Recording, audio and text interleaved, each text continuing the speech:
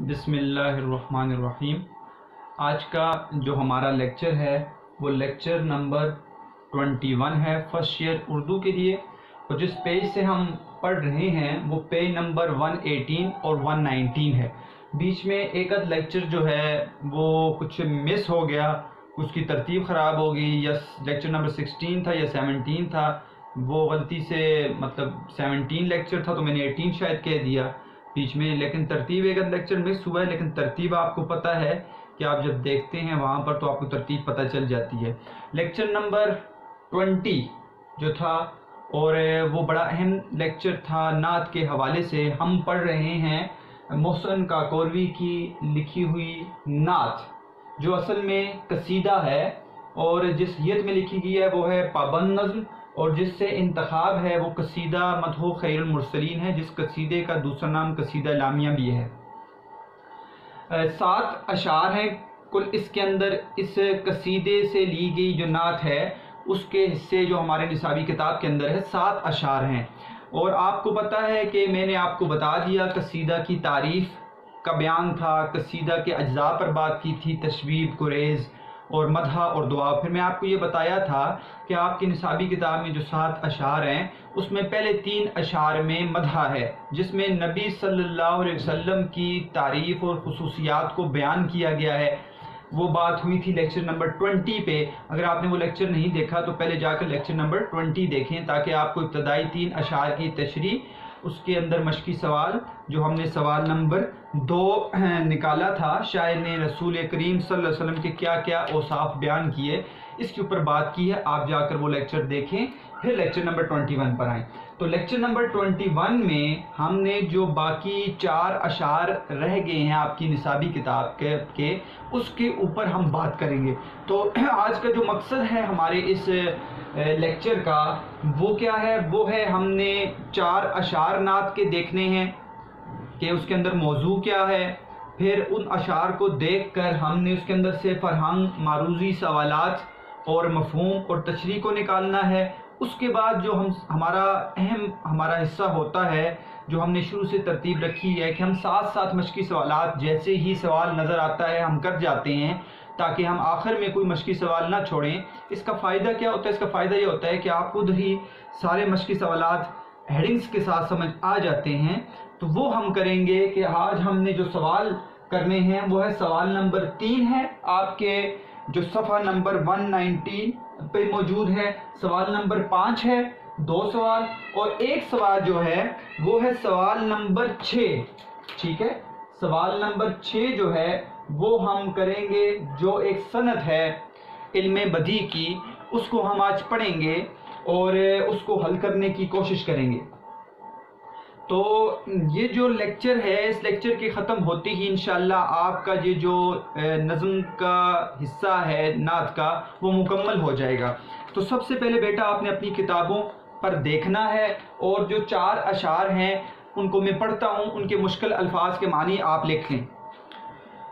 صفحہ نمبر 118، پہلے 3 اشعار ہم نے پڑھ لیے تھے جس میں مدح ہے۔ اب نیچے 4 اشعار کے ساتھ آپ لکھ لیں، اس کے اندر دعا ہے، کیونکہ میں نے آپ کو بتایا تھا کہ قصیدے کے اندر چوتھا جو جز ہوتا ہے وہ دعا ہے، کہ آخر میں شاعر جو ہے وہ اپنے لیے دعا مانگتا ہے۔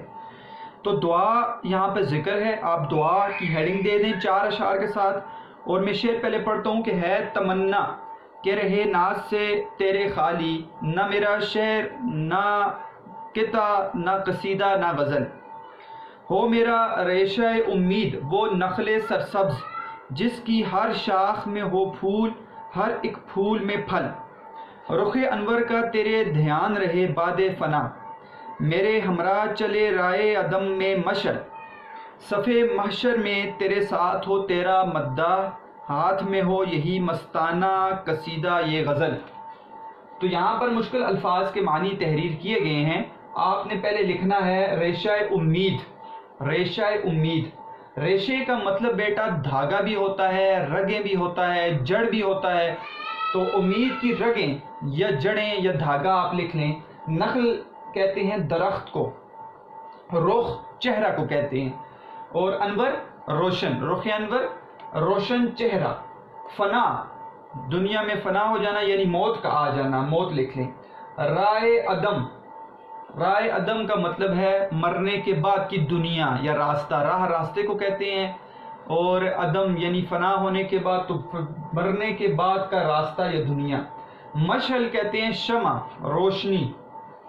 محشر قیامت، محشر قیامت کو کہتے ہیں، اور مداح، مدح سے یعنی تعریف کرنے والا۔ مستانہ قصیدہ، مستانہ قصیدہ یعنی کہ سرشار کرنے والا، دیوانہ کرنے والا قصیدہ، ٹھیک ہے۔ اور عاشق بھی مستانے کو کہتے ہیں، یعنی کہ عاشقی میں لکھا ہوا قصیدہ۔ تو یہاں پر یہی مشکل الفاظ ہیں جن کے معنی آپ نے تحریر کر لینے ہیں۔ اب ہم شعر نمبر 4 سے شروع کرتے ہیں اور اس کے مفہوم کو جانتے ہیں، پھر اس کے بعد اس کی تشریح کریں گے۔ تو ہے تمنا کہ رہے ناز سے تیرے خالی، نہ میرا شعر نہ قطع نہ قصیدہ نہ غزل۔ تو آسان شعر ہے۔ اب یہاں سے ابتدا ہو گئی ہے نعت کے اندر قصیدے کے حصے دعا کی۔ تو شاعر یہ تمنا کر رہے ہیں، آرزو کر رہے ہیں محسن کاکوروی کہ میری آرزو ہے کہ میری نعت سے خالی نہ رہے، تیرے نعت سے خالی نہ رہے میرا شعر بھی، میرا قطع بھی، میرا قصیدہ بھی، میرا غزل۔ تو مفہوم یہ ہے کہ اے نبی صلی اللہ علیہ وسلم، جب بھی میں کوئی اشعار لکھوں، خواہ وہ صنف کے اعتبار سے نعت ہو یا وہ شعر ہو یا پھر قطع ہو، قصیدہ ہو، غزل ہو، تو نعت کے اندر تو میں لکھتا ہی نبی علیہ الصلوۃ والسلام کی تعریف ہوں، لیکن میں جب غزل لکھوں، قطع لکھوں، قصیدہ لکھوں، غزل لکھوں، تو اے نبی صلی اللہ علیہ وسلم آپ کی تعریف سے وہ خالی نہ رہے۔ تو آسان ہے، مشکل نہیں ہے، یہ شعر بہت ہی آسان ہے۔ تو یہاں پر دعا کر رہے ہیں رب تعالیٰ سے کہ اے میرے رب، کہ میری یہ آرزو ہے کہ جب بھی میں کوئی شاعری میں سے کوئی صنف لکھوں تو میں کیا کروں اس میں، اور اس میں نبی علیہ الصلوۃ والسلام کی تعریف کو بیان کروں۔ اب بیٹا یہاں پر آتے ہیں تشریح کی طرف۔ تو تشریح میں سب سے پہلی بات تو یہ ہے کہ آپ کو پتہ ہونا چاہیے یہ قصیدے کا حصہ ہے، اور قصیدہ مدح خیر المرسلین جو ہے اس کا دوسرا نام قصیدہ لامیہ بھی ہے، جیسے کہ میں نے آپ کو بتایا، اور قصیدے کے اجزاء کا ذکر کر دیا۔ تو قصیدے کے اجزاء میں چوتھا اور آخری حصہ جو ہوتا ہے وہ ہے دعا کا حصہ، جس میں شاعر رب تعالیٰ سے دعا کرتا ہے کہ اے میرے رب، میں نے جو نعت میں نے نبی علیہ الصلوۃ والسلام کے ہاں پیش کی، تو جو ان کی خصوصیات کو ذکر کیا، تو اب میں دعا کرتا ہوں۔ تو دیکھیں بیٹا، آپ اگر دعا کا طریقہ دیکھیں، دعا اللہ تعالیٰ سے مانگنا ہے، عاجزی کا اظہار ہوتا ہے، اور وہ عاجزی میں کرنی چاہیے۔ تو آپ جب دین کے اندر بھی، دین اسلام کے اندر بھی دعا کا طریقہ دیکھتے ہیں تو سب سے پہلے اس میں تعریف ہے کہ جب آپ دعا کے لیے ہاتھ اٹھاتے ہیں تو سب سے پہلے آپ مثال کے طور پر سورہ فاتحہ پڑھتے ہیں، الحمدللہ رب العالمین الرحمن الرحیم مالک یوم الدین۔ تو اللہ تعالیٰ کی توصیف اور اللہ تعالیٰ کی خصوصیات کو بیان کرتے ہیں، پھر اس کے بعد آپ نبی علیہ الصلوۃ والسلام پر درود بھیجتے ہیں، پھر دعا کرتے ہیں۔ تو طریقہ کار یہ ہے کہ پہلے جس سے مانگا جائے اس کی حمد بیان کی جائے، اس کی خصوصیات بیان کی جائیں۔ تو یہاں پر نبی علیہ الصلوۃ والسلام کی تعریف، ٹھیک ہے، وہ ہے دین کا حصہ۔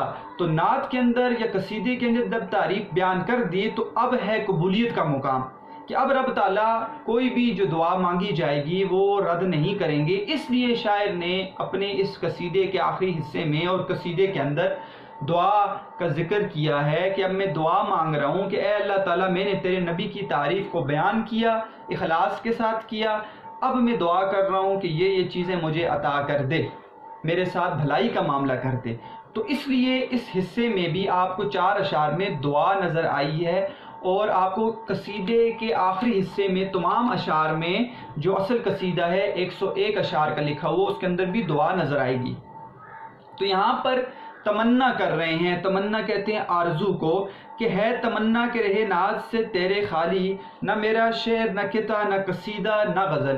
اس میں جو خاص بات ہے وہ ہے کہ کچھ اصناف کا ذکر کیا گیا ہے جو نعت کی اصناف ہیں، ٹھیک ہے۔ ایک تو یہاں پر شعر کا ذکر ہے، شعر جاننا چاہیے، شعر کسے کہتے ہیں، نعت کسے کہتے ہیں، قطع کسے کہتے ہیں، قصیدہ کسے کہتے ہیں، اور غزل کسے کہتے ہیں۔ یہ 5 چیزیں ہیں جو یہاں پر ذکر کی گئی ہیں۔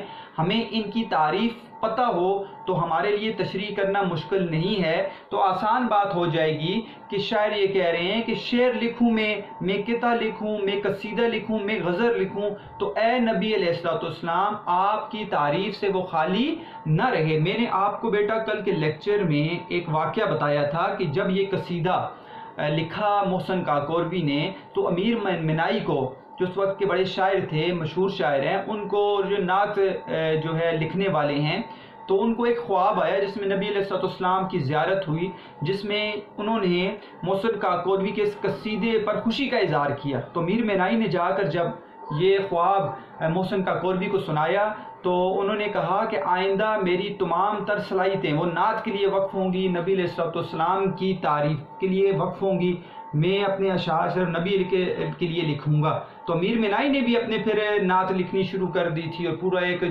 دیوان تو غزل کا مجموعہ ہوتا ہے، لیکن وہاں پر ان کہتے ہیں کہ انہوں نے بھی ایک نعت کا دیوان بنایا جس میں نبی علیہ السلام کی نعتیں ذکر کی گئی ہیں۔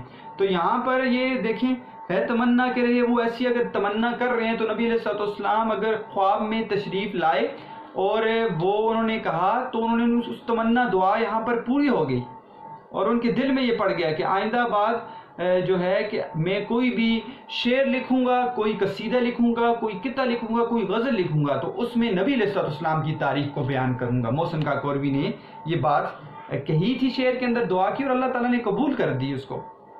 تو یہاں پر بیٹا اہم چیز وہ ہے، ایک سوال بھی ہے ہمارا، اور اس سوال کو سمجھیں گے تو ہمارے لیے تشریح زیادہ آسان ہو جائے گی۔ دیکھیں اصناف سخن کا یہاں پر ذکر کیا گیا ہے۔ سوال نمبر اگر آپ 5 دیکھیں کہ اس نعت میں جن اصناف سخن کا ذکر ہوا ہے صرف ان کی تعریف کریں، ٹھیک ہے، صرف ان کی کیا کرنی ہے، ہم نے تعریف کرنی ہے۔ تو اصناف سخن کا ذکر ہوا ہے اس شعر کے اندر، تو سوال نمبر 5 اس شعر سے متعلق ہے۔ کون کون سی اصناف ہیں؟ سب سے پہلے نعت کا ذکر ہے، شعر کا ذکر ہے، قطعہ کا ذکر ہے، قصیدہ کا ذکر ہے، اور غزل کا ذکر ہے۔ 2 جو اصناف ہیں بیٹا وہ میں نے لیکچر نمبر 19 میں ان کی تعریف بیان کر دی ہے، اس لیے یہاں پر ان کی تعریف بیان کرنا ضرورت نہیں ہے۔ نعت تو کہتے ہی کس کو ہے بیٹا کہ حمد کو بیان کرنا، تعریف بیان کرنا، جیسے حمد ہے اس میں اللہ تعالیٰ کی تعریف ہوتی ہے، نعت کے اندر نبی کی تعریف ہوتی ہے، لیکن لغوی مطلب دونوں کی تعریف ہے۔ تو نعت کا لغوی مطلب تو تعریف ہے، لیکن اصطلاحی مطلب کہ ایسے اشعار کا مجموعہ جس میں نبی علیہ السلام کی تعریف کو بیان کیا جائے وہ نعت کہلاتی ہے۔ لیکچر نمبر 19 میں نے آپ کو بتا دیا تھا، اور قصیدہ کا بھی لیکچر نمبر 19 آپ جا کر سنیں، اور آپ کو وہ ہوم ورک دیا گیا تھا کہ لیکچر نمبر 19 میں نے آپ کو بتا دیا تھا کہ قصیدہ قصد سے ہے، یا اس کا مطلب ارادہ ہے، یا اس کا مطلب مغز ہے، ٹھیک ہے۔ اور قصیدہ کے اصطلاحی مطلب کیا ہے؟ جس میں کسی بھی آپ شخص کی تعریف کو بیان کریں، کوئی بادشاہ ہے، ٹھیک ہے، کوئی بھی ایسا شخص جس کی قصیدے میں آپ تعریف کو بیان کریں، یہ عام ہے تو اسے قصیدہ کہتے ہیں۔ لیکچر نمبر 19 میں اس کا ذکر کیا گیا تھا۔ 3 یہاں پر میں آپ کے سامنے بیان کر دیتا ہوں، شعر کو بیان کرتے ہیں، قطعہ کو بیان کرتے ہیں، اور غزل کو بیان کرتے ہیں۔ تو باہر کی بات کرنے سے زیادہ ضروری ہے آپ کی کتاب کی بات کی جائے۔ تو شعر کی تعریف آپ جب صفحہ نمبر 170 نکالیں گے، 170 نکال لیں بیٹا، 170 کھولیں، 170 کے اوپر آپ کو آخر میں نظر آئے گا شعر کی تعریف۔ شعر کی تعریف کیا ہے؟ وہ کلام موزوں جو با مقصد ہو، ایک خیال کو ظاہر کرے، اور جس کے دونوں مصرے ایک ہی وزن میں ہو، شعر کہلاتا ہے۔ یہ تعریف آپ کو یاد ہوگی، میں نے شعر اور اصطلاحات شاعری کا جب لیکچر دیا تھا اس میں یہ تعریف بیان کی تھی کہ وہ کلام موزوں ہو جو با مقصد ہو، ایک خیال کو ظاہر کرے، جس کے دونوں مصرے ایک ہی وزن میں ہوں، شعر کہلاتا ہے۔ تو یہ پیج نمبر آپ 170 سے اس کی تعریف لکھ سکتے ہیں۔ اس کے بعد آ گیا قطعہ۔ قطعات آپ کی کتاب میں شامل ہیں، آپ پڑھیں گے انشاءاللہ مرزا محمود سرحدی کے قطعات، صفحہ نمبر 155، 155 کو کھولیں۔ 155 پہ آپ کو نظر آئے گا قطعہ کسے کہتے ہیں، ٹھیک ہے، کسی شاعر کا قطعہ لکھیں جس میں شگفتہ پیرائے میں کسی سماجی برائی کا ہو۔ تو یہاں پر بیٹا قطعہ جو ہے وہ ایک ٹکڑے کو کہتے ہیں، ٹھیک ہے، کسی بھی غزل سے لیے گئے اشعار کا مجموعہ وہ 4 مصرے ہوتے ہیں۔ تو یہاں پر آپ کو انشاءاللہ جب آپ مرزا محمود سرحدی کے یہ قطعات پڑھیں گے تو آپ کو یہاں پر قطعہ کی زیادہ سمجھ آ جائے گی۔ تو یہ یہاں پر سے آپ نے پھر تعریف بھی لکھ لینی ہے قطع کی. تو قطع کی تعریف صفحہ نمبر 155 سے آپ کو ملے گی. غزل کسے کہتے ہیں؟ غزل کی تعریف 164 پر جائیں، 164 پیج، اس کے اوپر آپ کو ملے گی 164. ہم باہر کی بات نہیں کرتے، کتاب سے دیکھتے ہیں.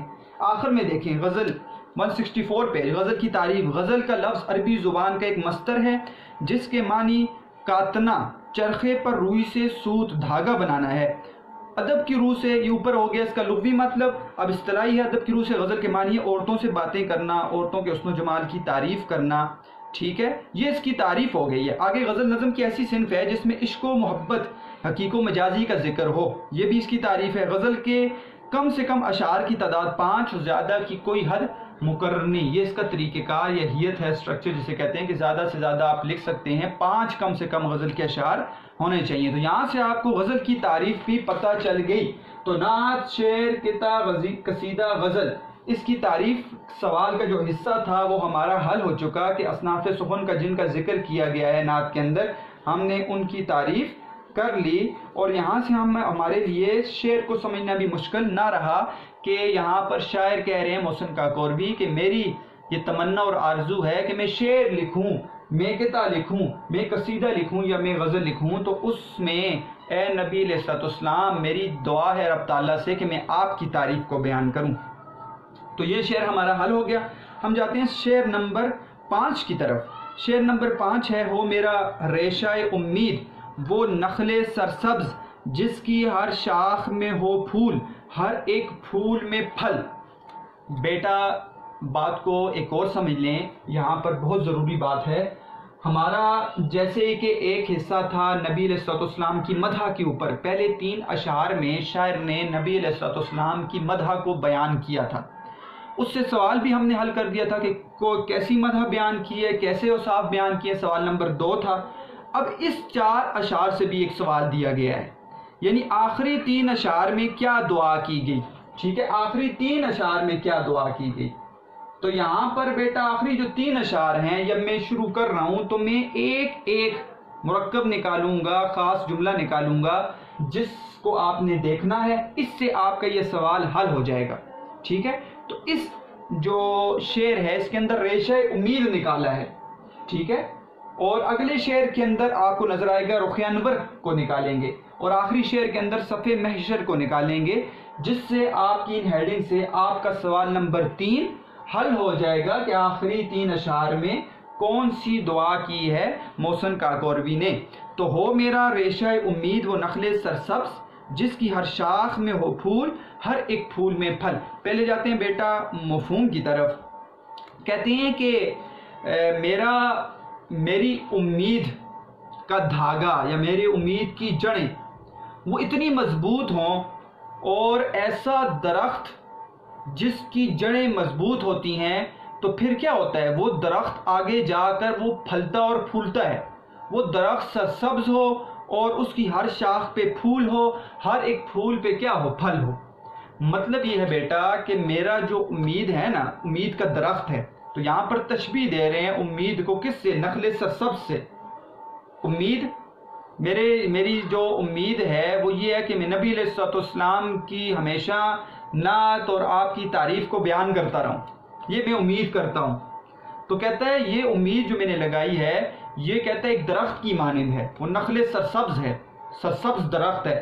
اب اس کی جڑیں جب مضبوط ہوں گی، اس کی بنیاد جب مضبوط ہوگی تو کیا ہوگا، بنیاد جب مضبوط ہوگی تو اس درخت کے اوپر پتے لگیں گے، پتے پھول لگیں گے، پھل لگیں گے، اور وہ ہرا بھرا درخت رہے گا. یعنی کہ میری تمنا جو ہے اور میری امید ہے وہ جو کبھی بھی ختم نہیں ہوگی.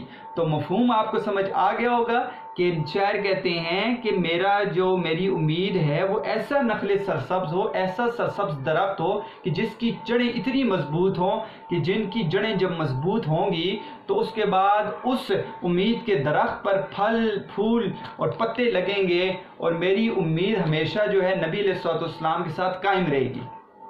اب آتے ہیں بیٹا اس کی تشریح کی طرف.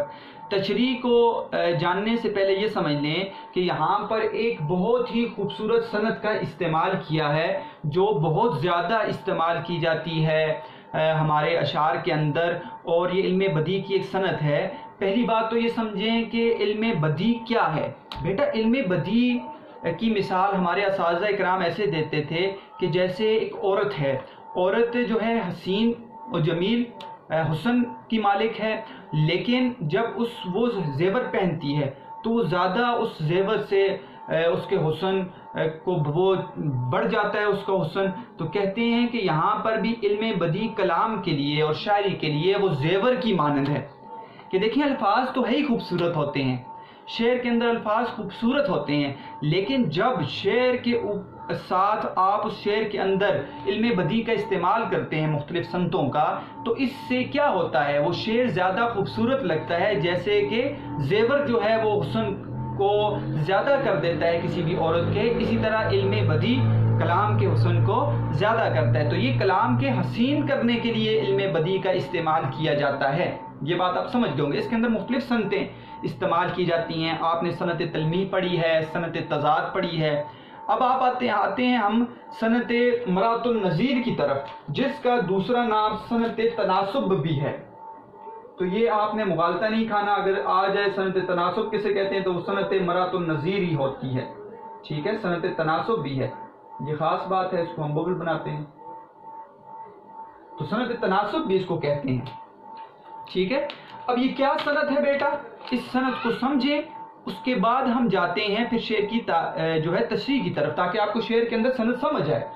پہلی بات تو یہ بیٹا کہ تناسب کا مطلب ہی کیا ہوتا ہے، نسبت، ٹھیک ہے، نسبت، تو یہاں پر بھی نسبت ہی ہے سارا، نسبت کا مطلب ہے تعلق۔ اب تعریف کیا ہے اس کی، تعریف، بہترین تعریف کیا ہے، کلام میں ایک چیز کی مناسبت سے مختلف چیزوں کا ذکر کرنا۔ کسی بھی شعر میں، کلام میں ایک چیز پہلے آپ نے ڈھونڈنی ہے، پھر اس کی مناسبت سے دوسری چیزوں کا اگر ذکر آ جائے تو وہ کیا ہے، وہ بیٹا صنعت مرات النظیر کہلاتی ہے، لیکن ان میں تضاد نہ ہو، متضاد چیزیں ہوں گی تو وہ صنعت تضاد کہلائے گی، ٹھیک ہے۔ جیسے کہ شام، صبح و شام کا ذکر ہے تو وہ صنعت تضاد ہے، اور اگر مناسبت سے چیزوں کا ذکر ہے تو صنعت مرات النظیر ہے۔ تو کلام میں ایک چیز کی مناسبت سے مختلف چیزوں کا ذکر کرنا جن میں تضاد نہ ہو، وہ صنعت مرات النظیر یا صنعت تناسب کہلاتی ہے۔ میں آپ کو عام مثال دیتا ہوں کہ میں مثال کے طور پر میں کہوں کہ میں نے جب جا کر کسی سمندر کو دیکھا، اس سمندر میں نے کشتی کو دیکھا، ٹھیک ہے، اور کشتی میں بیٹھے ہوئے ملاح کو دیکھا، تو دیکھیں سمندر کی نسبت سے کشتی کا ذکر، کشتی کی نسبت سے ملاح کا ذکر، تو یہ ساری کی ساری کس وجہ سے آئی کہ ایک چیز کا ذکر کیا سمندر کا،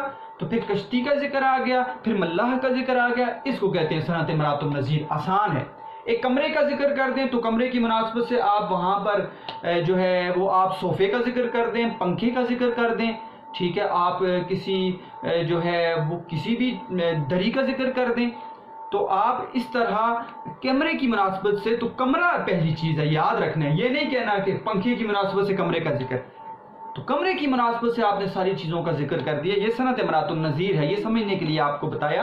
اب ہم دو اشعار دیکھتے ہیں جن کے اندر صنعت مرات النظیر کو نکالتے ہیں، پھر ہم اپنے نعت کے اشعار کے اندر صنعت مرات النظیر کو نکالیں گے۔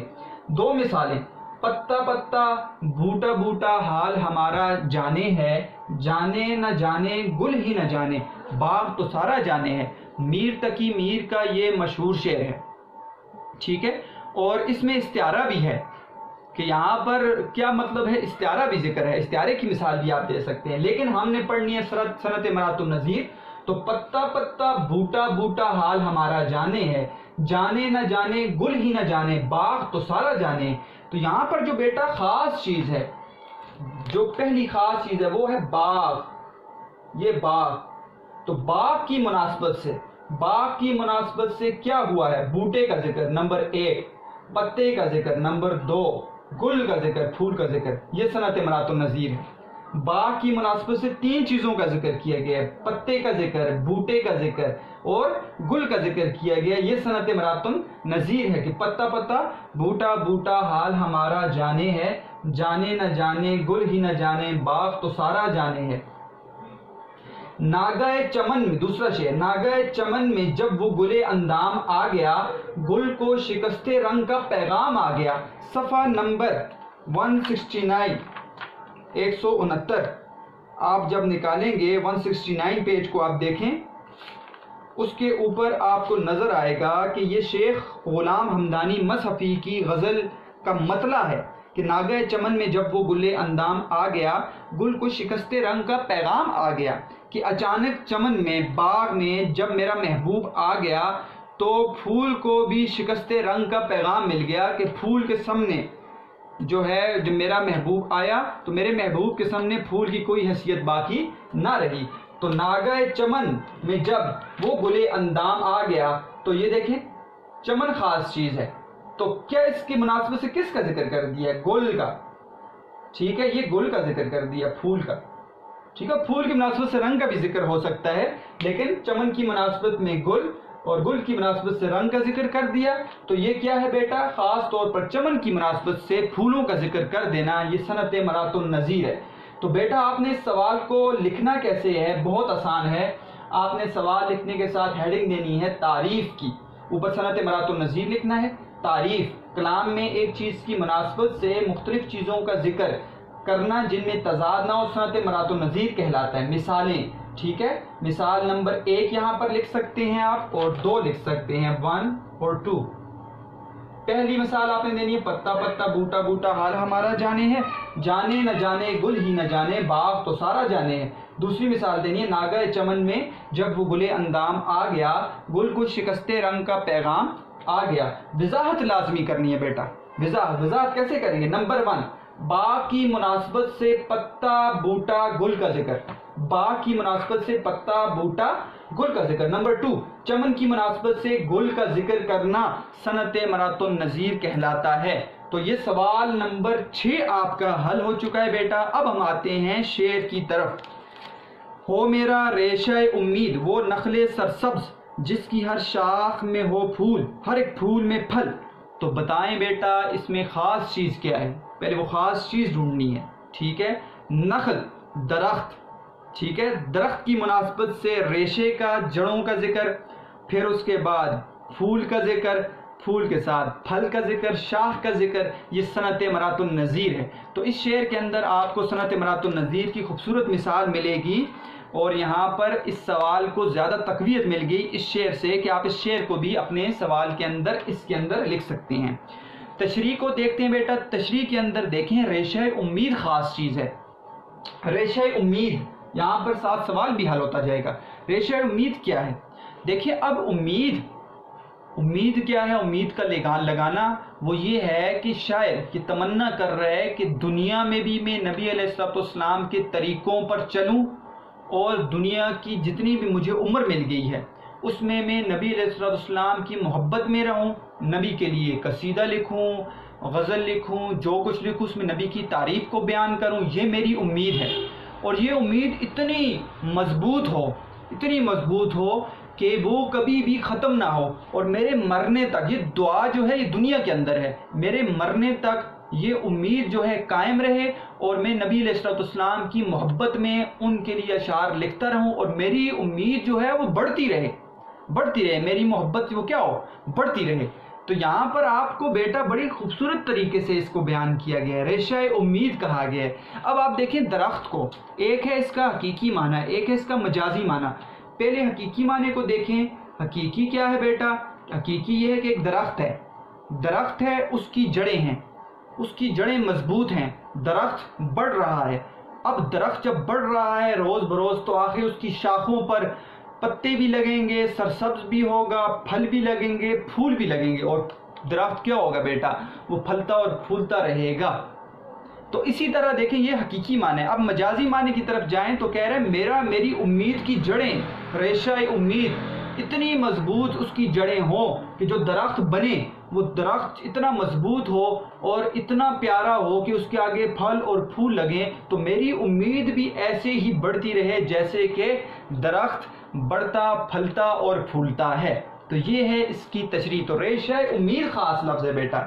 नखले सरसब्ज़ خاص لفظ ہے یہاں پر، ٹھیک ہے۔ تو نقل سرسبز کے اوپر بات کرنی ہے، آپ نے یاد رکھیں بیٹا، پہلے حقیقی معنوں میں بیان کریں پھر مجازی معنوں میں بیان کریں تو آپ کی تشریح بہترین ہو جائے گی۔ حقیقت میں بیان کریں، جیسے کہ آپ بیان کر سکتے ہیں کہ ایک درخت ہے، اس کی جڑیں مضبوط ہیں، اس درخت کے ساتھ پھل لگتے ہیں، پھول لگتے ہیں، پتے لگتے ہیں، یہ حقیقی معنی۔ پھر مجازی معنی کی طرف جائیں، اب شاعر کہنا کیا چاہ رہے ہیں، دیکھیں تشبیہ، استعارہ، مجاز مرسل، کنایہ مجازی معنوں میں استعمال ہوتے ہیں، اور آپ کو میں نے بتایا ہے استعاراتی طور پر، تشبیہ کے طور پر یہاں پر تشبیہ دی گئی ہے امید کو نقل سرسبز کے ساتھ، تو آپ نے حقیقت کے ساتھ مجازی معنی کو بھی ذکر کرنا ہے۔ یہ اصل تشریح ہے بیٹا، آپ ادھر ادھر کی باتیں کریں، کوئی اور کہانیاں لے کر بیٹھ جائیں تو آپ فنی اعتبار سے کریں، سند کے اعتبار سے کریں، آپ اس کو تشبیہ کو بیان کرتے ہوئے اس کے حقیقی اور مجازی معنوں کو ذکر کریں تو آپ کی یہ تشریح بہترین بن جائے گی۔ تو حقیقت کے ساتھ ساتھ آپ نے مجاز کا بھی ذکر کر رہے ہیں جیسے میں نے آپ کو بتایا ہے۔ تو اب جاتے ہیں شعر نمبر 6 کی طرف۔ رخ انور کا تیرے دھیان رہے باد فنا، میرے ہمراہ چلے رائے عدم میں مشعل۔ تو پہلے دو جو اس سے اوپر کے جو دعائیہ اشعار تھے وہ دنیا کے اندر تھے، تمنا ہے دنیا کے اندر اے میرے نبی میں آپ کی تعریف لکھتا رہوں، اور میری وہ جو امید ہے دنیا کے اندر میرے نبی سے محبت ہے وہ بڑھتی رہے، تو دنیا کے اندر ہے۔ اب اس دنیا کا فائدہ کیا ہوگا؟ وہ ہوگا قبر کی زندگی میں، وہ ہوگا قبر سے اٹھنے کے بعد کے آخرت کی زندگی میں۔ تو اگلے دو اشعار وہ متعلق ہے، یہ والا شعر متعلق ہے قبر کی زندگی کے ساتھ، اور اس سے اگلا شعر متعلق ہے آخرت کی زندگی کے ساتھ۔ تو یہاں پر رخ انور کا تیرے دھیان رہے باد فنا، میرے ہمراہ چلے رائے عدم میں مشعل۔ تو رخ انور کا تیرے دھیان رہے باد فنا، مفہوم کو سمجھیں کہ اے میرے نبی میرے مرنے کے بعد تیرے ہی چہرے کی طرف میرا دھیان رہے، اور میرے ساتھ مرنے کے بعد کی دنیا میں کیا چلے؟ شمع اور روشنی، تیرے طریقے چلیں، ٹھیک ہے، اور وہاں پر بھی میں تیری ہی یاد میں گرفتار رہوں۔ ابھی اس کی تشریح کریں گے آپ کو زیادہ سمجھ آ جائے گی۔ تو مفہوم کے اندر یہاں پر مرنے کے بعد کی زندگی کا ذکر ہے کہ اے میرے نبی میرے مرنے کے بعد تیرے چہرے کا مجھے دھیان رہے، اور تیرے طریقے اور تیرے راستے وہ روشنی کے طور پر مرنے کے بعد کی دنیا میں بھی مجھے کیا کریں؟ راستہ دکھائیں۔ یہ اس کا مفہوم ہے۔ اب آتے ہیں بیٹے، رخ انور خاص چیز ہے، رخ انور، ٹھیک ہے، رخ انور سے مراد نبی علیہ الصلوۃ والسلام کا روشن چہرہ ہے، ٹھیک ہے، اور بعد فنا سے مراد مرنے کے بعد کی زندگی ہے۔ تو یہاں پر جو محسن کاکوروی ہیں انہوں نے قبر کی زندگی کا ذکر کیا ہے، دنیا کے اندر دعا کی ہے کہ اے میرے رب، دنیا کے مرنے کے بعد، دنیا کی زندگی ختم ہونے کے بعد ہمیں قبر میں اتارا جاتا ہے، اور قبر کی زندگی جو ہوتی ہے میرے بچوں وہ عالم برزخ کی زندگی ہوتی ہے، اور جب تک قیامت قائم نہیں ہوگی تو ہم عالم برزخ کے اندر موجود رہیں گے، قبر کی زندگی ہمیں ملے گی۔ اور کہتے ہیں کہ وہ راستہ جو ہے وہ بہت ہی تاریک راستہ ہے، مشکل اور کٹھن راستہ ہے، جیسے کہ آپ کو پتہ ہے حدیث میں اس راستے کو بیان کیا گیا کہ جب قبر کے اندر جب مردے کو رکھا جاتا ہے تو اس سے 3 سوال کیے جاتے ہیں، تیرا دین کیا ہے، تیرا نبی کون ہے، تیرا رب کون ہے۔ تو اگر اس نے صحیح جواب دے دیا تو اس کے لیے زندگی آسان ہو جاتی ہے۔ تو وہ سوال کا جواب کیسے دے گا؟ جب دین کے اوپر عمل کرے گا۔ تو یہاں سے شاعر یہ دعا کر رہے ہیں کہ جو تاریک راستہ ہے، وہ جو مرنے کے بعد تاریک راستہ ہے، وہ قبر کی زندگی کا، وہ میرے لیے آسان ہو جائے۔ اور ایک جو ہے یہاں تک حدیث کے اندر ہے جس کا مفہوم ہے کہ نبی علیہ الصلوۃ والسلام کا چہرہ مبارک سامنے کر دیا جائے گا اور پوچھا جائے گا کہ ان کو جانتے ہو؟ تو رخ انور، ان کو جانتے ہو؟ تو جس نے عمل کیا ہوا نبی علیہ الصلوۃ والسلام کی زندگی پر اور ان کے طریقوں پر تو کہیں گے یہ میرے نبی ہیں، بے شک دیکھا نہ ہو، کہیں گے یہ میرے نبی ہیں، اور اگر نہ عمل کیا ہوا تو کہیں گے ہم ان کو نہیں جانتے۔ تو یہاں پر دعا یہ کر رہے ہیں کہ قبر کی زندگی کے اندر 3 سوالوں میں سے ایک سوال بڑا خاص ہوگا، نبی علیہ الصلوۃ والسلام کا پوچھا جائے گا کہ تیرا نبی کون ہے، تو اس کا میں جواب دے دوں تاکہ میری اس کے بعد کی زندگی میرے لیے آسان ہو جائے۔ تو یہاں پر اس بات کو ظاہر کر رہے ہیں محسن کاکوروی۔ دیکھیں بیٹا، قبر کی زندگی وہ بڑی ہی مشکل زندگی ہے، اور وہ ایک ایسا جو کہتے ہیں سیڑھی ہے کہ وہ پہلی سیڑھی پر جو چڑھ گیا اس مشکل کٹھن راستے کو حل کر دیا تو آخرت کی زندگی اس کے لیے آسان ہو جائے گی۔ اور یہ ایسی زندگی ہے کہ جو عالم دنیا سے بالکل جدا ہے، عالم برزخ کی زندگی، اور قیامت تک اس زندگی میں ہمیں رہنا پڑے گا۔ تو یہاں پر دعا بڑی اہم کی ہے محسن کاکوروی نے کہ ہر مسلمان یہ دعا کرتا ہے کہ قبر کی زندگی اللہ تعالیٰ اس کے لیے آسان کر دیں۔ تو یہاں پر بھی رخ انور کا تیرے دھیان رہے بعد فنا، کہ اے میرے نبی تیرے چہرے کا دھیان، یعنی تجھے میں پہچان لوں، دنیا کے اندر تو میں تیری طریقوں پر عمل کر رہا ہوں، لیکن مرنے کے بعد کی زندگی قبر کے اندر بھی جا کر میں تیرے چہرے انور کو نہ بھولوں، اور مجھ سے پوچھا جائے تیرے نبی کون ہیں تو میں کہہ دوں میرے نبی صلی اللہ علیہ وسلم ہیں۔ تو یہاں پر اس چیز کی دعا کی ہے محسن کاکوروی نے، میرے ہمراہ چلے رائے عدم میں مشعل۔ تو یہاں سے اس مصرے سے مراد کیا؟ رائے عدم میں مشعل، یعنی مرنے کے بعد کی دنیا میں میرے لیے میرے ساتھ کیا چلے؟ مشعل چلے، مشعل روشنی، ٹھیک ہے، چراغ کو کہتے ہیں۔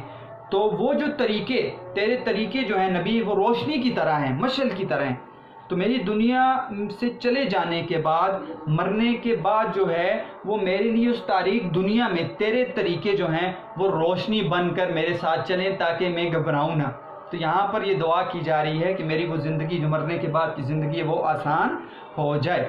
تو بیٹا یہاں پر دعا کرنے کے بعد آخری شعر کو دیکھتے ہیں، صفِ محشر میں تیرے ساتھ ہو تیرا مدہ، ہاتھ میں ہو یہی مستانہ قصیدہ یہ غزل۔ تو یہاں پر صفِ محشر کی بات ہے، پہلے اس کے مفہوم کو سمجھتے ہیں۔ صفِ محشر میں تیرے ساتھ ہو تیرا مدہ، قیامت کے دن اے نبی تیرا یہ تعریف مدہ، یعنی محسن کاکوروی اپنا کہہ رہے ہیں کہ میں تیرا مداح ہوں، تیری تعریف کرنے والا ہوں، قیامت کے دن میں تیرے ساتھ ہوں، ہاتھ میں ہو یہی مستانہ قصیدہ یہ غزل، اور میرے ہاتھ میں یہی قصیدہ جو میں لکھ رہا ہوں یہ مستانہ قصیدہ ہے، عشق میں لکھا ہوا ہے، سرشاری میں لکھا ہوا ہے، یہ غزل جو ہے جو غزل کی طرز پر لکھی ہوئی ہے یہ میرے پاس ہو، یہ میرے کیا ہو؟ پاس ہو، اور میں تجھے سنا رہا ہوں۔ اس کے بعد کا شعر، یہ شعر نمبر 100 ہے، 101 شعر میں نے یہاں پر لکھا ہے بیٹا، کہیں جبرائیل اشارے سے کہ ہاں بسم اللہ۔ بڑا خوبصورت شعر ہے یہ، کہ کہیں جبرائیل اشارے، جب میں کہوں نا کہ صفِ محشر میں تیرے ساتھ ہو تیرا مداح، ہاتھ میں ہو یہی مستانہ قصیدہ یہ غزل، میرے ہاتھ میں وہ قصیدہ ہو تو جبرائیل مجھے اشارے سے کہیں سناؤ نا۔ آخری شعر سناؤ، آپ نبی علیہ السلام کی تم نے تعریف بیان کی، اب سناؤ۔ تو یہ آخری شعر ہے، سمت کاشی سے چلا جانب متھرا بادل، کہیں جبرائیل اشارے سے ہاں بسم اللہ، اور سمت کاشی سے چلا جانب متھرا بادل۔ تو پہلا مصرع آخر میں دوبارہ ذکر کر دیا ہے یہاں پہ محسن کاکوروی نے، اور وہ پہلا شعر میں نے آپ کو بتایا تھا، اور اس کے بعد یہ آخری شعر ہے جو 101 نمبر شعر آتا ہے اس قصیدے کا۔ تو صفِ محشر میں تیرے ساتھ ہو تیرا مداح، قیامت کا دن بیٹا ایسا دن ہوگا کہ وہ بہت ہی ہولناک قسم کا دن ہوگا، کہ آپ قرآن پاک کا مطالعہ کریں تو قیامت کے دن کو بیان کیے گئے سورہ قاریہ کے اندر، القاریہ ما القاریہ وما ادراک ما القاریہ یوم یکون الناس کالفراش المبثوث۔ تو اس کو بیان کیا گیا ہے قیامت کے دن کو سورہ نبا کے اندر، عما یتساءلون عن النبأ العظیم الذی هم فیہ مختلفون کلا سیعلمون ثم کلا سیعلمون۔ 30ویں سپارے کہ پہلے جو ہے وہ آپ کو صورت میں ملے گا۔ اس کے بعد بیٹا آپ نے پڑھی ہوگی یہ آیات بھی کہ وَنُفِخَ فِي الصُّورِ فَإِذَا هُم مِّنَ الْأَجْدَاثِ إِلَىٰ رَبِّهِمْ يَنْسِلُونَ، کہ جب سور کو پھونکا جائے گا تو پھر کیا ہوگا؟ وہ قبروں سے اٹھ کر لوگ جو ہے اپنے رب کی طرف جا رہے ہوں گے۔ قالوا کہیں گے یا ویلنا من بعثنا من مرقدنا، ہمیں قبروں سے کس نے اٹھا دیا، ہمیں قبروں سے کس نے اٹھا دیا؟ ھذا ما وعد الرحمن وصدق المرسلون، یہ تو میرے رب کا وعدہ تھا اور آج سچا ہو گیا ہے وعدہ۔ اللہ تعالیٰ جو ہے وعدے کے خلاف نہیں کرتے، اللہ تعالیٰ کا وعدہ تھا کہ تم قبروں سے اٹھائے جاؤ گے، تمہاری ہڈیاں دوبارہ جڑیں گی، گوشت لگے گا، تم میں روح آ جائے گی اور تم دوبارہ جو ہے اپنے رب کی طرف جاؤ گے۔ تو قیامت کا دن کیسا دن ہوگا جس دن بیٹا نہ باپ بیٹے کو پہچانے گا، نہ بیٹا باپ کو پہچانے گا، نہ ماں بیٹے کو پہچانے گی، نہ ماں بیٹی کو پہچانے گی، شوہر بیوی کو نہیں پہچانے گا۔ تو اولاد سے دور، اپنے قرابت داروں سے دور وہ ہوں گے، اور نفسا نفسی کا عالم ہوگا۔ تو ایسے دن کے لیے، قیامت کے دن کے لیے بھی دعا کرنا چاہیے کہ وہ دعا ہو کہ قیامت کے ایسے دن کی دعا کہ جس دن ہمارا نامہ اعمال دیا جائے گا وہ دائیں ہاتھ میں مل جائے۔ تو یہ دعا ہر مسلمان کرتا ہے کہ قیامت کے دن کے بعد کی زندگی اور قیامت کے دن کی زندگی اے میرے رب آسان فرما اور اپنی رضا والا معاملہ فرما، رضا والا معاملہ فرما۔ تو یہاں پر بھی محسن کاکوروی نے صف محشر، قیامت کے دن کی صفیں کو ذکر کیا ہے کہ قیامت کا دن ہو اور سارا نفس نفسی کا عالم ہو، اور محشر کے میدان میں، صفوں میں، میدان میں میں کھڑا ہوں اور میں تیرے ساتھ ہوں کیونکہ میں تیرا مداح ہوں۔ نبی علیہ السلام امتی امتی کہہ رہے ہوں گے، سارے نفسا نفسی نفسی نفسی ٹھیک ہے کہہ رہے ہوں گے، لیکن نبی علیہ السلام امتی امتی کہہ رہے ہوں گے۔ تو محسن کاکوروی کہتے ہیں میں مداح ہوں تیرا، قیامت کے دن اے نبی میں تیرے ساتھ ہوں، اور ہاتھ میں یہی مستانہ قصیدہ یہ غزل ہو، میرے ہاتھ میں یہ جو قصیدہ مدح خیر المرسلین میں نے لکھا ہے یہ میرے ہاتھ میں ہو، جو غزل کی طرز پر لکھا گیا ہے۔ میرے پاس وہ تمام اشعار بھی موجود ہوں جو میں تیری شان میں لکھتا رہا ہوں، اور اے نبی جب میں یہ خواہش ظاہر کروں کہ میں یہ پڑھ کر سناؤں تو پھر آخر میں کہہ دیا کہ کہیں جبرائیل اشارے سے کہ ہاں بسم اللہ، جبرائیل وہاں پر موجود ہوں اور اشارے سے مجھے کہیں کیوں نہ تیرے نبی کی شان ہمارے نبی کی شان ہے اور تو سنا نا، تو جبرائیل نے مجھے کہیں تو میں یہ قصیدہ جو ہے نبی علیہ السلام کے سامنے پڑھ کر سناؤں۔ یہ دعا کر رہے ہیں قیامت کے دن والے جو ہے ایسے دن میں جس دن کسی کو کچھ بھی خبر نہیں ہوگی، وہاں پر بھی کہتے ہیں کہ میں جو ہوں نبی کا عاشق ہوں اور میں نبی کی تعریف کو بیان کر رہا ہوں۔ تو بیٹا آپ کو یہ 3 اشعار سمجھ آ رہے ہوں گے اور اچھی طریقے سے پتہ چل گیا ہوگا کہ شاعر نے کیسے دنیا کے اندر دعا کی ہے، دنیا کے بعد موت کی زندگی، قبر کی زندگی کی دعا کی ہے، عالم برزخ کی دعا کی ہے، اور پھر قیامت کے دن کی دعا کی ہے کہ میرے نبی میں ان تمام دعاؤں کو شامل کرتا ہوں اپنی دنیا کی زندگی میں، اپنے قبر کی زندگی میں اور قیامت کی زندگی میں۔ اب یہ دعا جو ہے بیٹا سوال نمبر 3 کا حصہ ہے، اس میں آپ جو ہے 3 ہیڈنگز لکھ سکتے ہیں، ٹھیک ہے، کیونکہ 3 اشعار کا ذکر ہے۔ تمنا کو چھوڑ دے، ریشہ امید، رخ انور، صف محشر، ان تینوں چیزوں کو بیان کریں۔ ریشہ امید، دعا کر رہے ہیں کہ میری امید ایسا نخل سرسبز ہو، ایسا سرسبز درخت ہو، اس کی جڑیں اتنی مضبوط ہوں کہ اس کے ہر درخت پر کیا ہو، پھول لگے، پھل لگے۔ تو یہاں پر محسن کاکوروی دعا کر رہے ہیں کہ میرا امید جو ہے میرے نبی کے ذات کے ساتھ وابستہ ہے اور یہ ہمیشہ یہ امید بڑھتی چلی جائے۔ رخ انور کہ اے نبی یہاں پر دعا کر رہے ہیں کہ اے نبی مرنے کے بعد بھی تیرے چہرے انور کی طرف، تیرے روشن چہرے کی طرف مرنے کے بعد بھی میرا دھیان رہے، اور جب مجھ سے پوچھا جائے کہ تیرے نبی کا نام کیا ہے تو میں بتا دوں کہ میرے نبی کا نام جو ہے وہ محمد الرسول اللہ صلی اللہ علیہ وآلہ وسلم ہے۔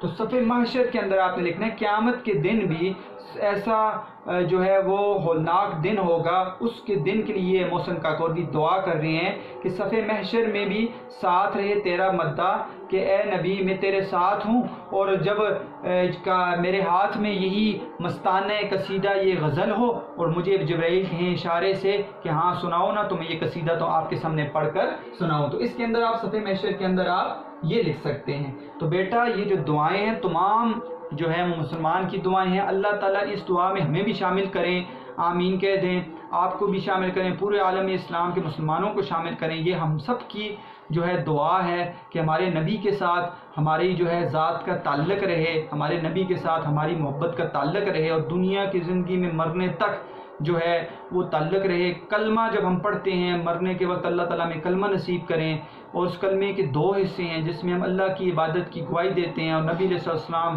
جو ہیں وہ آپ جو ہے آخری رسول ہیں، اس کی گواہی دیتے ہیں، تو وہ کلمہ ہمیں نصیب ہو۔ یہ تمام سب کی دعا ہے۔ اور بیٹا اس میں آپ کو میں نے 2 اشعار وہاں پر بتائے تھے، اس کے علاوہ اشعار بھی آسان شعر ہے۔ تیرے لیے ہی دنیا بنی ہے، نیلے فلک کی چادر تنی ہے، تیرے لیے ہی دنیا بنی ہے، نیلے فلک کی چادر تنی ہے۔ تو میں نے آپ کو کئی صورتوں کے حوالے بھی دے دیے، سورہ قاریہ، ٹھیک ہے، اس کا مفہوم لکھ سکتے ہیں آپ، سورہ نبا، ٹھیک ہے، جو 30ویں سپارے کی پہلی صورت ہے اس کا مفہوم لکھ سکتے ہیں، کچھ آیات پڑھیں اس کا مفہوم آپ لکھ سکتے ہیں، جو آپ کی تشریح کو زیادہ اچھا اور خوبصورت بنا سکتے ہیں۔ تو نعتیہ اشعار آپ اس میں اپنی طرف سے بھی جتنی نعتیہ اشعار ہیں وہ آپ اس کا بھی اضافہ کر سکتے ہیں۔ تو بیٹا مجھے امید ہے کہ آپ کو یہ سارے کی ساری نعت جو ہے اس کی تشریح کی سمجھ آ گئی ہوگی، 7 اشعار کی ساتھ آپ کو دیکھ لیں، آپ کو نظر آ رہا ہوگا کہ ہم نے کوئی بھی سوال نہیں چھوڑا، اور سارے سوالات ہم نے اس نعت کے اندر ہی حل کر لیے ہیں۔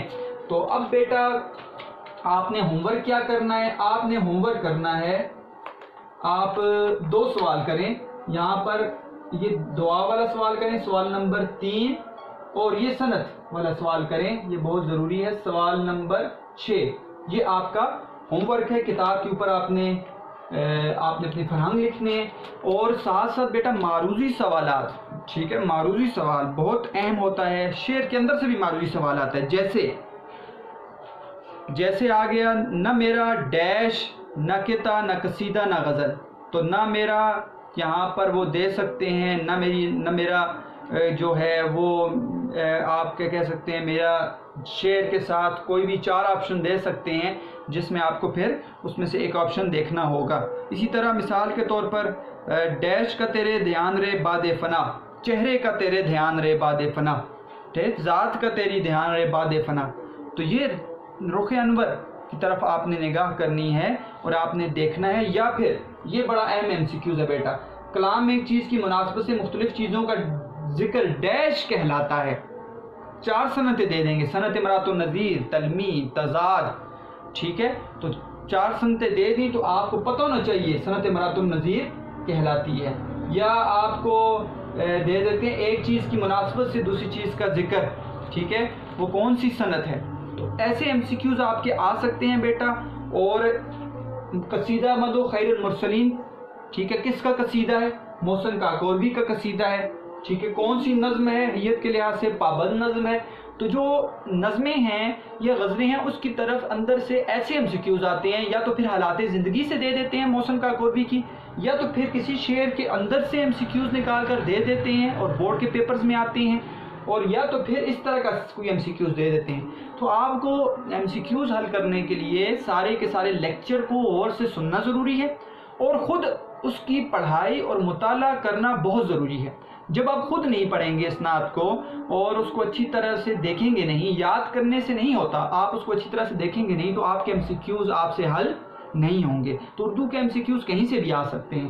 تو بیٹا مجھے امید ہے آپ کو یہ سارے کی ساری باتیں جو میں نے کی امتحانی نقطۂ نظر سے تشریح بہت ضروری ہے، وہ میں آپ کے سامنے کر دیتا ہوں۔ سوالات بہت ضروری ہیں، اندر آپ کو پتہ ہے فرہنگ نکالتے ہیں، اس کے علاوہ معروضی سوالات بتا دیتا ہوں کہ کیسے آ سکتے ہیں۔ تو اس سے آپ کا انشاءاللہ ساتھ ساتھ آپ کا پیپر بھی حل ہوتا جائے گا، اور یہ آپ کو انشاءاللہ آگے بھی کام آئے گا، 2nd ایئر میں بھی کام آئے گا انشاءاللہ، کہ جب آپ جائیں گے تو آپ کی ترتیب آپ کی بن جائے گی، اور آپ اسی طریقے سے پڑھیں گے تو آپ کے لیے مشکل نہیں ہوگا آپ اردو کو سمجھنا اور اس کے بعد پیپر کو حل کرنا۔ تو بیٹا لیکچر نمبر 21 میں الحمدللہ ہمارے نعت جو ہے وہ مکمل ہو گئی ہے۔ اب ہم نے اپنی مدد آپ جھوٹے آدمی 2 سبق بھی پڑھ لیے ہیں، ایک ہم نے نظم پڑھ لی حمد، اور ایک ہم نے پڑھ لی نعت۔ انشاءاللہ اگلے لیکچر نمبر 22 سے ہم نے سبق کا آغاز کریں گے بیٹا۔ آپ نے محنت کرنی ہے، ہوم ورک کر کے مجھے بھیج دینا ہے، کوئی بات سمجھ نہیں آئی تو میرے نمبر پر آپ بھیجتے ہیں سوال اور پوچھتے ہیں تو آپ نے پوچھ لینا ہے۔ اس طرح محنت کرتے رہنا ہے۔ اللہ تعالیٰ آپ کو خوش رکھیں، آباد رہیں۔